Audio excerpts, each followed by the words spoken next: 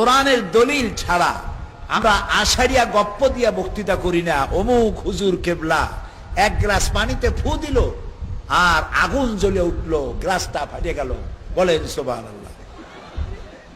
সুবহানাল্লাহ কিন্তু কয়ে ভালাইছেন আপনি। আমরা এগুলো করি না। মক্কা শরীফে কুত্তা, এইখান থেকে আমার হুজুর ফু দিলেন, ধমক দিলেন, কুত্তা দৌড় দিয়ে জেদ্দা চলে গেল। এইসব বাজে গপ্প আমরা করি না। বড় পীর সাহেব নদীর কিনারা দিয়ে যাচ্ছেন, দেখছেন এক বুড়ি কান্দে। তুমি কান্দো কেন? বুড়ি বলছে 20 বছর আগে এই নদী দিয়ে বরযাত্রী আমার ছেলে নতুন বিয়ে করে যাচ্ছিল, তুফানের মধ্যে পড়ে আমার ছেলে আর নববধূ বরযাত্রী পানির মধ্যে ডুবে গেছে। আজ থেকে 20 বছর আগে আজকের সেই দিন, তাই আমি কাঁদতেছি। বড় পীর সাহেবের দিলের মধ্যে খুব দয়া হলো। আহারে, বুড়ি মানুষ কান্দে তার ছেলের জন্য, বোর জন্য। তিনি নদীর দিকে অঙ্গুলি নির্দেশ করলো। 20 বছরের মরে যাওয়া সেই বরযাত্রী আবার জীবিত হয়ে ফিরে এলো। এইসব বক্তৃতা আমরা করি না। আমরা বড় পীর সাহেবকে সম্মান করি, আমরা বড় পীর সাহেবকে মর্যাদা দেই। তিনি আওলাদে রাসূল, তিনি সাইয়্যেদ, তিনি ইমাম হাসান রাদিয়াল্লাহু তাআলা আনহুর অষ্টম পুরুষ, তিনি বিশাল আলেম, বড় আলেম, কুতুবে রব্বানি, মাহবুবে সুবহানি, শেখ মহিউদ্দিন আব্দুল কাদের জিলানী রাহমাতুল্লাহ আলাইহি। তাকে আমার মাথা দিয়ে সম্মান করি, কলিজা দিয়ে সম্মান করি, কিন্তু তার ব্যাপারে এইসব বাজে কথা আমরা বলি না। তার ব্যাপারে বলা হয় মায়ের পেটের ভেতর থেকে 18 পারা কোরআন শরীফ মুখস্থ করে এসেছেন, এবং তার মায়ের উপর এক ভিক্ষুক যখন আক্রমণ করতে এলো, তার সতীত্ব নষ্ট করতে এলো, তিনি তখন তার মায়ের পেট থেকে বাঘ হয়ে এসে সেই ফকিরের ঘাড় ভাঙ্গা খাইয়ে ফেলাইল। এইসব বাজে আশারিয়া গপ্প আমরা বলি। আমরা কথা বলি কোরআন থেকে, চেষ্টা করি সেই কথা বলি যেটা আমার আল্লাহ বলেছেন, সেই কথা বলি যেটা আমার রাসূল বলেছেন। তাই অনেকের ভালো লাগে না, তাই অনেকের ব্যবসায় ভাটা পড়ে, তাই অনেকের তদবিরে ভাটা পড়ে, তাই অনেকের হাদিয়ায় ভাটা পড়ে। সেই জন্য আমরা তাদের জাত খুব দুশ্মন। ভাই সব এটি হচ্ছে কোরআন। আল্লাহ তাআলা বলছেন, শোনো, প্রকৃতির জন্য আমি আইন তৈরি করেছি। কি সেটা? আফাগায়রা দীনিল্লাহি ইয়াবগুন ওয়া লাহু আসলামা মান ফিস সামাওয়াতি ওয়াল আরদি তাওআন ওয়া কারহা। তোমরা কি আমার দেওয়া জীবন ব্যবস্থাকে ছেড়ে দিয়ে মানুষের তৈরি করা কোন আইন তালাশ করো? ওয়ালাহু আসলামা মান ফিস সামাওয়াতি ওয়াল আরদ, অথচ আকাশে যা আছে, জমিনে যা আছে, সব আনুগত্যের মস্তককে আমার সামনে অবনত করে দিয়েছে। সুবহানাল্লাহ। অত বড় বিশাল সূর্যটি কার আইন মানে? জোরে বলেন, আল্লাহর আইন মানে। এখন সূর্য কোথায়? আমেরিকায়। আমেরিকায় চলে গেছে। বাংলাদেশে সূর্য এখন উঠতে পারবে না। রাতকে দিন অতিক্রম করবে না, দিনকে রাত অতিক্রম করবে না। নির্দেশ কার? লাশ-শামসু ইয়ানবাগী লাহা আন তুদরিকাল কমারা ওয়ালাল লাইলু সাবিকুন নাহার ওয়া কুল্লুন ফি ফালাকিন ইয়াসবাহুন। চন্দ্র সূর্যকে ধরতে পারবে না, সূর্য চন্দ্রের গায়ে আঘাত লাগবে না। দিন রাতকে অতিক্রম করবে না, রাত দিনকে অতিক্রম করবে না। সব ঘুরছে, কিন্তু কোনো অ্যাক্সিডেন্ট হবে না। সুবহানাল্লাহ কইতে ইচ্ছে করে না? আপনার এই রাজশাহীতে ট্রাফিক পুলিশ আছে? আছে? রাজশাহী ট্রেন স্টেশনে সিগন্যাল লাইট অথবা সিগন্যাল আছে? এত সিগন্যাল লাইট, এত ট্রাফিক পুলিশ থাকা সত্ত্বেও অ্যাক্সিডেন্ট হয় নাকি হয় না? হয় কি না? হয়। এবার আকাশের দিকে তাকিয়ে দেখুন তো, কোন ট্রাফিক পুলিশ আছে নাকি?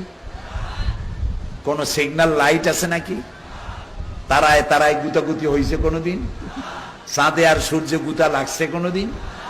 এরকম খবর কি কোনোদিন প্রকাশিত হয়েছে যে চাঁদ উঠতে গেছে আর সূর্য ডুবতে গেছে? এরকম একটি অসতর্ক মুহূর্তে চাঁদের সাথে সূর্যের গুতা লাগিয়া চাঁদ খানিকটা ক্ষতিগ্রস্ত হয়েছে। চাঁদ এখন ওয়েস্ট জার্মানিতে রিপেয়ার হওয়ার জন্য গেছে। অন্তত 2 দিনের মধ্যে বাংলাদেশে চাঁদের আলো আর পাওয়া যাবে না, এমন সংবাদ কোন মিডিয়া প্রকাশ করেছে? করবে কোনোদিন? করবে না। কারণ আইন মানে কার? আইন মানতে বাধ্য। এই তো বুঝে ফেলেছেন, বাস, আইন মানতে বাধ্য। এই রাজশাহী চাঁপাইনবাবগঞ্জ আমের এলাকা, লিচুর এলাকা। এক পাশে আম গাছ, তার পাশে কাঁঠাল গাছ, আবার তার পাশে তেঁতুল গাছ। একই মাটির রস খেয়ে বড় হতেছে, একই চন্দ্র সূর্যর আলো পেতেছে, একই বৃষ্টির পানি পাইতেছে। ফলের স্বাদ ভিন্ন রকম।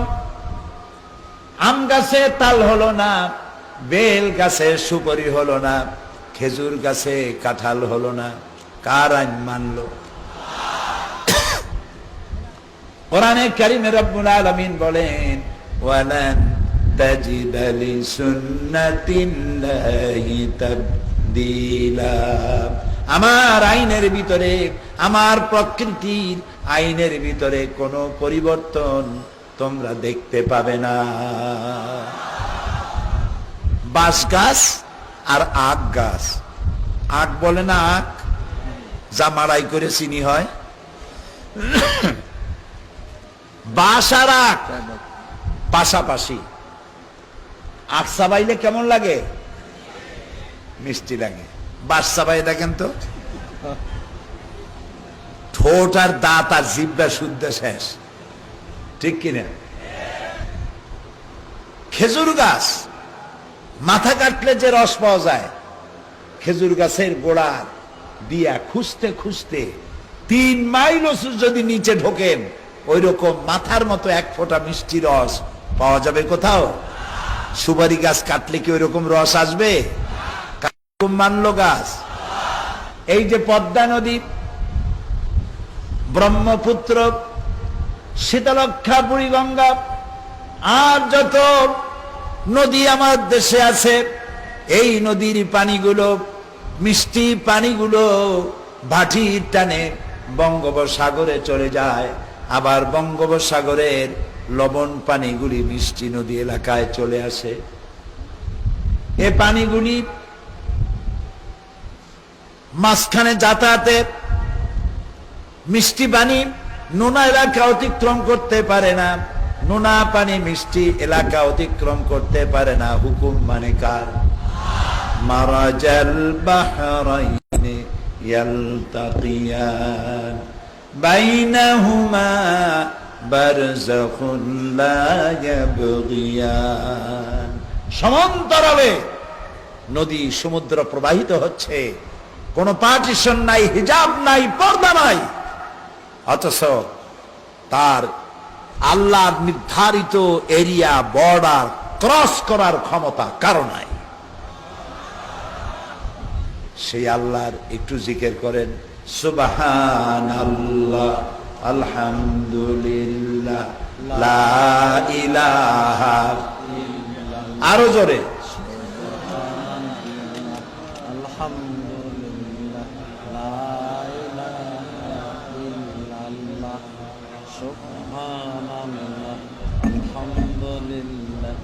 লা ইলাহা ইল্লাল্লাহ। এই হলো ল অফ নেচার। বৃষ্টি, এখন বৃষ্টি নাই, বৃষ্টি আমাদের খুব দরকার, ঠিক না? অনেকে কয় হুজুর আজকে আমাদের মাহফিল, দোয়া করেন আজ যেন বৃষ্টি না হয়। এখন মাহফিল তো প্রত্যেক দিন বাংলাদেশে আসে, সব জায়গার মুসলমানেরা যদি কানতে থাকে আল্লাহ আজ যেন বৃষ্টি দিও না, ওয়াজ খাইয়ে পেট ভরবে? বৃষ্টি লাগবে কিনা? লাগবে কিনা? আমরা আল্লাহর কাছে দোয়া করি, আল্লাহ বাংলাদেশের মাটি শুকায় গেছে, গাছের পাতা শুকায় গেছে, ফসলের মাঠ চৌচির হয়ে গেছে, তোমার রহমতের বৃষ্টি প্রয়োজন। তুমি আমাদের উপরে রাগ করো না, তুমি দয়া করে রহমতের বৃষ্টি দিয়া বাংলার মাটি সিক্ত করে দাও। তাও আমিনটা জোরে কইতে পারলেন না।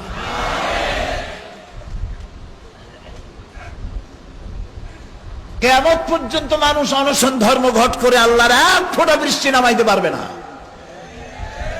পারবে? বৃষ্টি দেওয়ার মালিক কে? আল্লাহ তাআলা।